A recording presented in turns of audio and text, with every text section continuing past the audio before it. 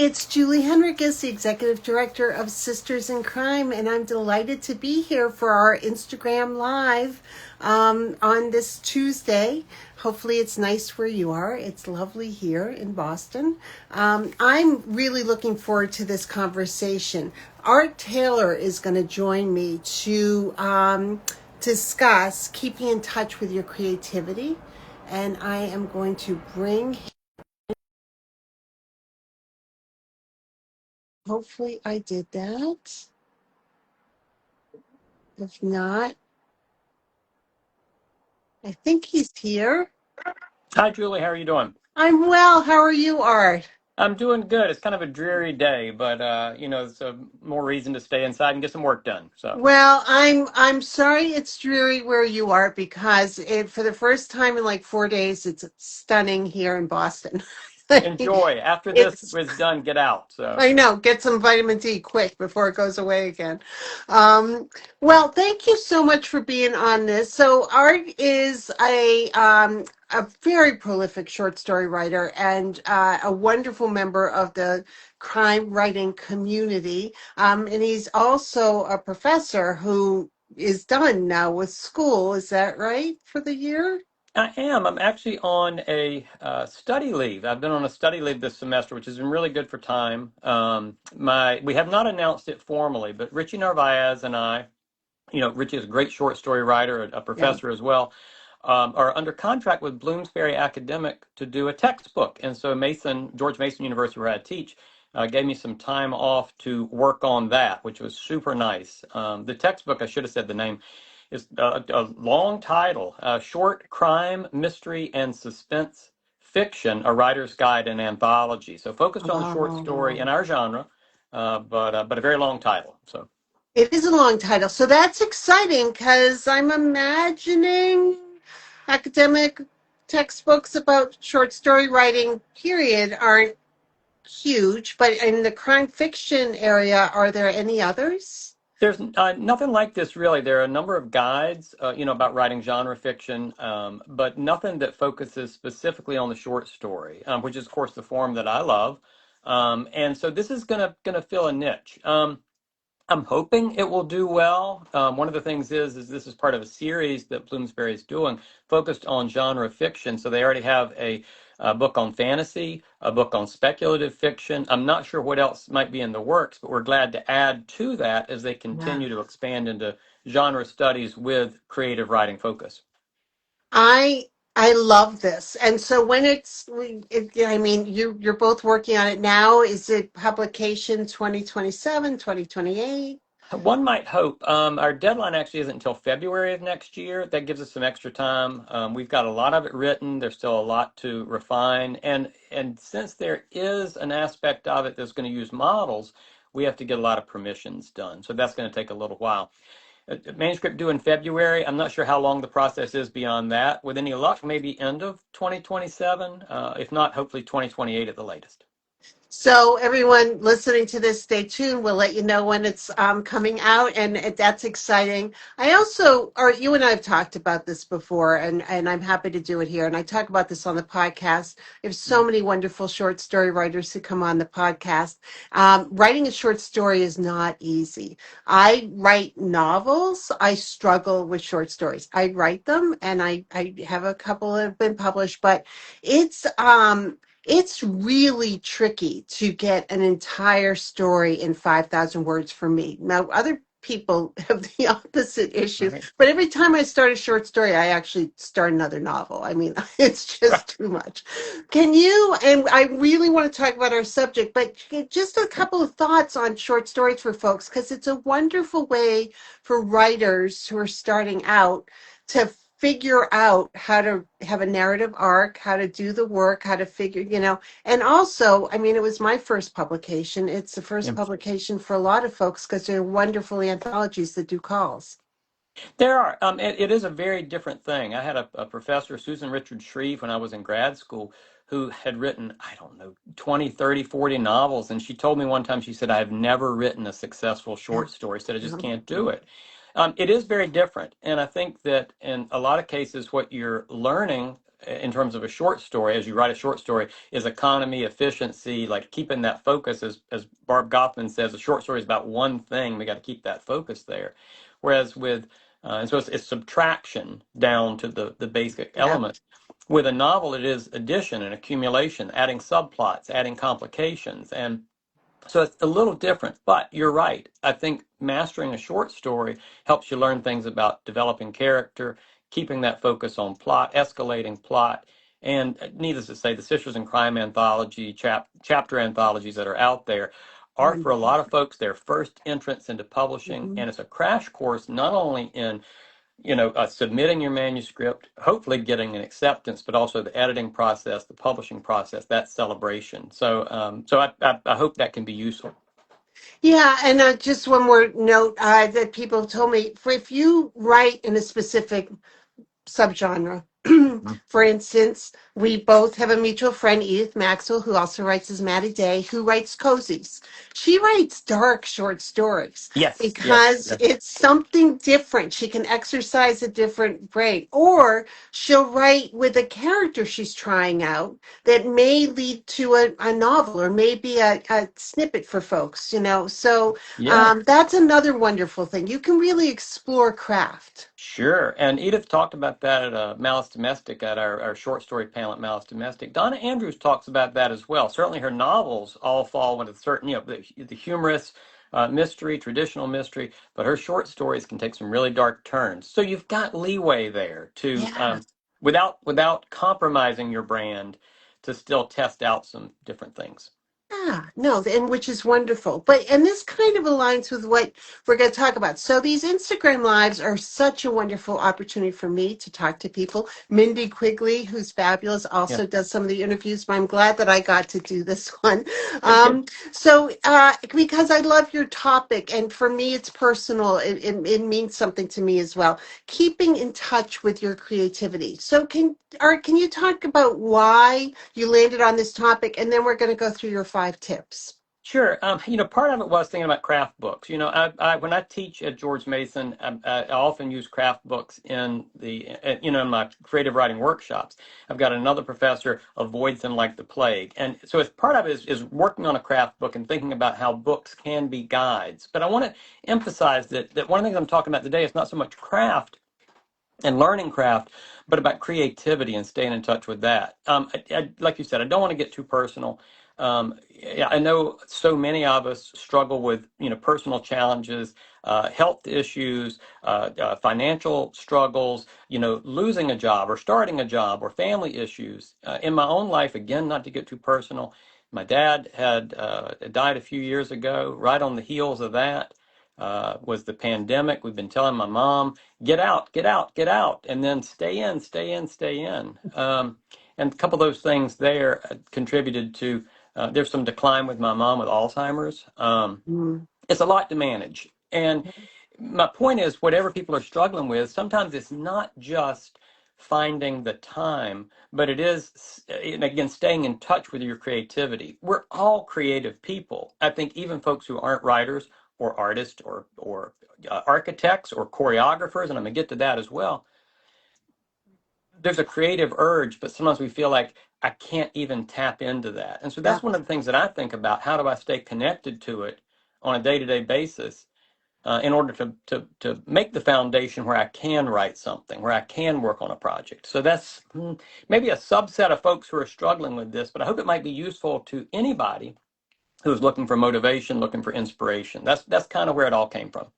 But I love that you're that subset because I think people can be very unkind to themselves when they're going Oh through a gosh. hard time. And all of the things you talked about. It's okay if you're struggling.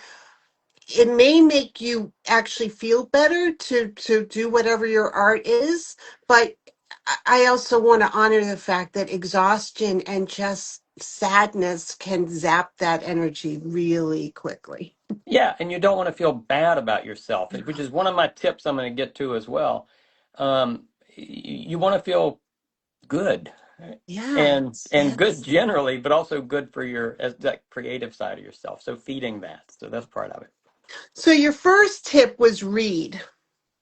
Yeah, I was thinking about as I sent you these tips. They're also cliched.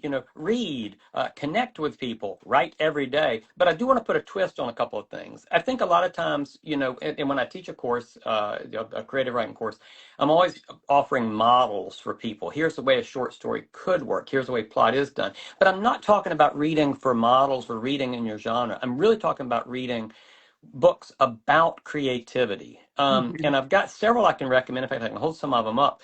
But I want to talk about a quote from a book I'm reading right now, and I've got that somewhere. Um, Oh gosh, it's a interlibrary loan, so it doesn't. I can't give you the cover of it, but it's Art and Fear, and it's talking about both the fears that we have internally, but also the fears about what's the market going to say, what are my readers going to Mhm. say. So that's part of the book. But it had a great line in there. What artists learn from other artists is not so much history or technique, although we learn tons of that too. This is about the model. What we really gain from the art making of others is, and I love this phrase, courage by association. Depth of contact grows as fears are shared and thereby disarmed, and this comes from embracing art as a process and artists as kindred spirits. Love So that. some of the books that I read, I picked up that one, the Creative Act, A Way of Being, Rick Rubin, Mhm. who is a musician, music producer. The Artist's Way, which, I have to admit, I frowned at that a little bit way back when it first came out, way back when it first came out. My wife Tara Laskowski and I both did the 12-week series, and we loved it. Twyla Tharp's The Creative Habit. Yes. Twyla Tharp, a choreographer, of course. And then this one just came out. This is a beautiful book, The Work of Art. I don't know if I'm holding it up very well. It's by Adam Moss, who is a writer, but also an editor. But it interviews people across a wide spectrum: architects, crossword puzzle makers, choreographers, sculptors. A couple other books, Stacy Gerasimo's The Long Run, A Creative Inquiry. I just read Sally Mann, a photographer, her book Artwork. Um, and to go back to the quote I used, there's something about seeing other people's processes, both the genesis of a project, the challenges they have, the habits that they develop. Mhm. Um, that process is something that keeps me connected to the idea of creativity and gives me, I hesitate to say a model. I'm gonna get to that. I hesitate to say a model, but it does give me some inspiration, that courage by association. If they can do it, maybe I can too. So that's part of it.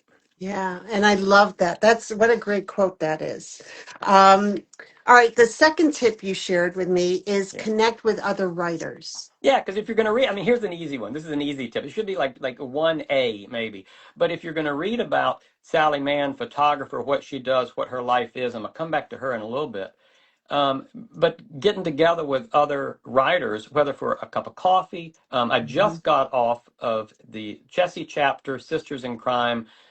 Does every day at noon a little writing sprint. We get together, we talk to one another. A lot of the talk is about buying appliances, or I mean that sort of thing. But we're also together and sharing challenges. That sense of connecting with other people and feeling like you're okay. Let me say, writing traditionally is a solitary art. It's me and my laptop.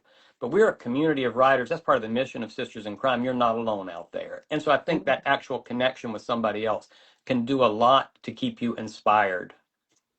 There's that.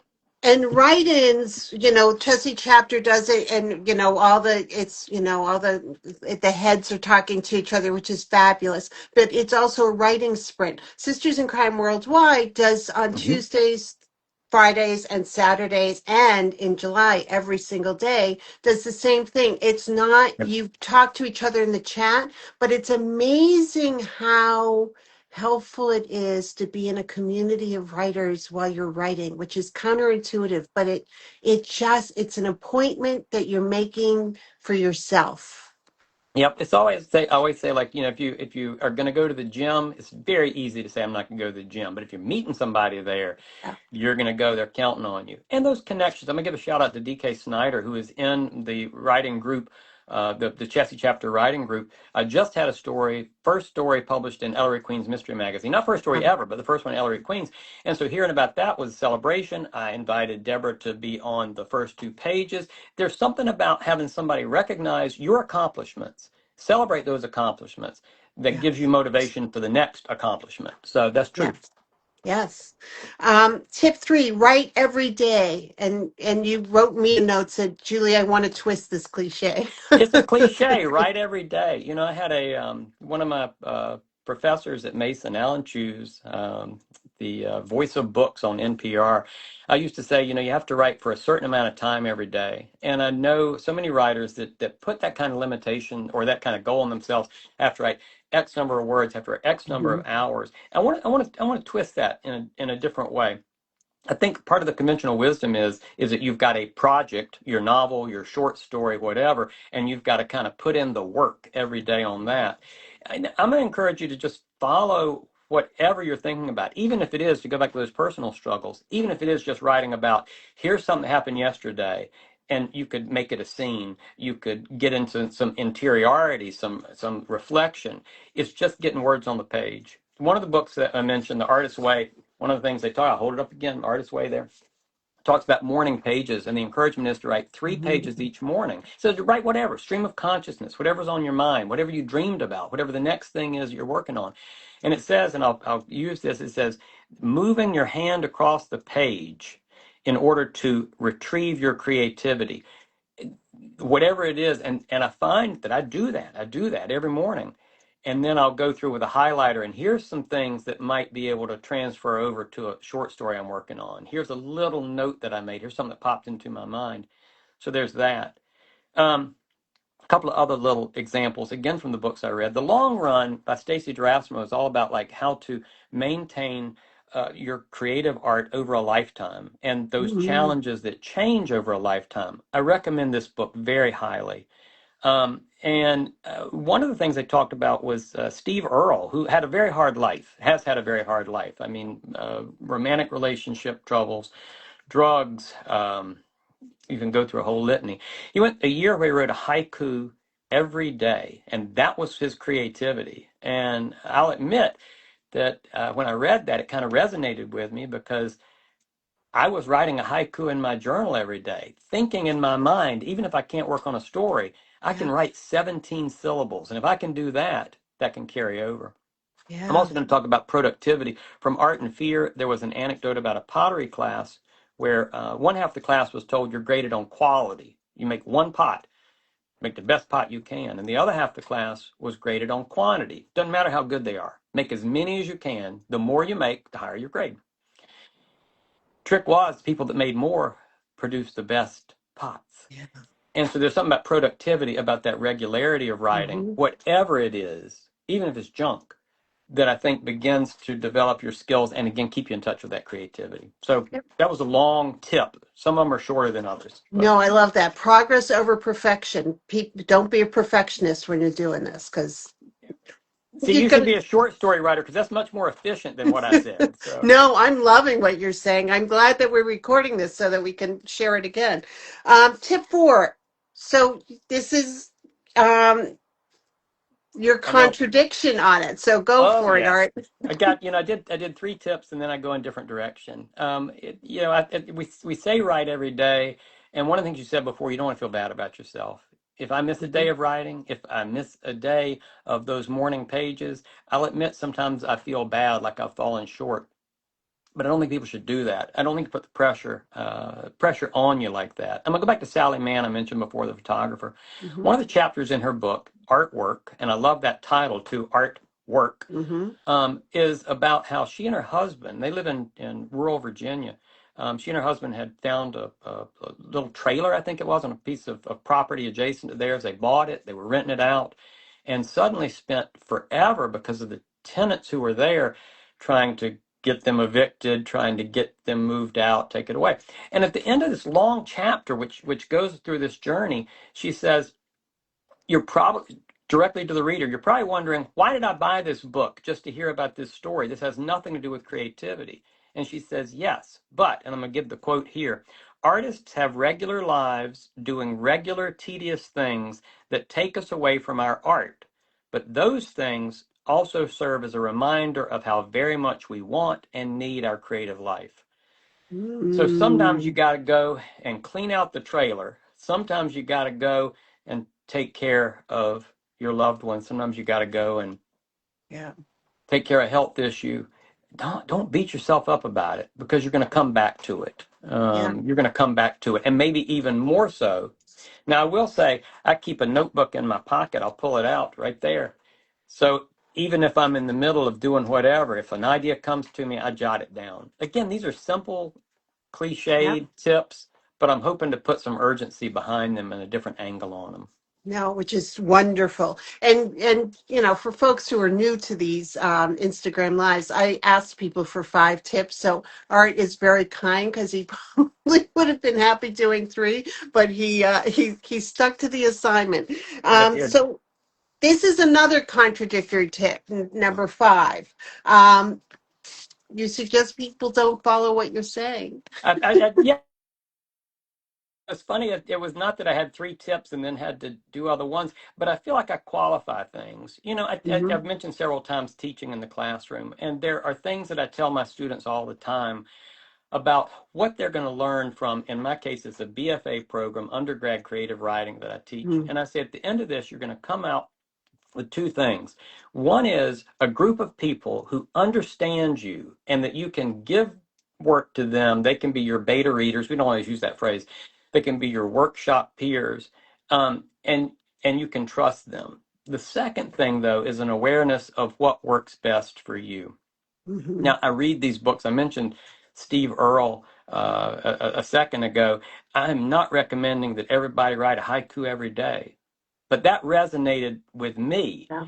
And so what you're trying to do is to be aware of yourself, be mindful of what's working for you. If you're looking at some of these tips that others have given, it's not just follow blindly what somebody else has said.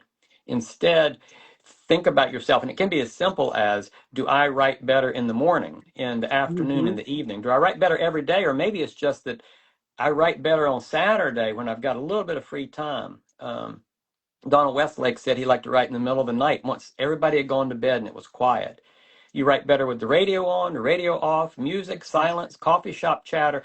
The point is not to say, let me do everything that art suggests or anybody suggests. Instead, it's like find your own path and the things that work and inspire you. I think that these books that I've been holding up can give inspiration in that direction, Yeah. but don't follow blindly. Well, and I also think, as circling back to what we started with, if you're trying to reconnect with your creativity, Hmm. then you may need to try something different. Oh, So God, that yeah. I used to write at night. And then, life and taking care of people and everything else gets in the way. It's like, oh, actually, I'm better writing in the morning Yeah. because of my life right now. So, so it's okay to change it up if it's not working for you. And to experiment.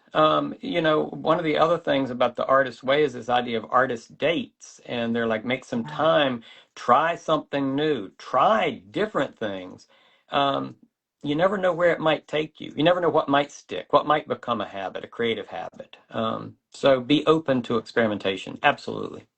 And do artist dates not writing? Go to a museum, go to a play, listen to music, Yep. paint, draw, do things that you're not good at. Don't worry about not being good at it, but that's part of the fun as well.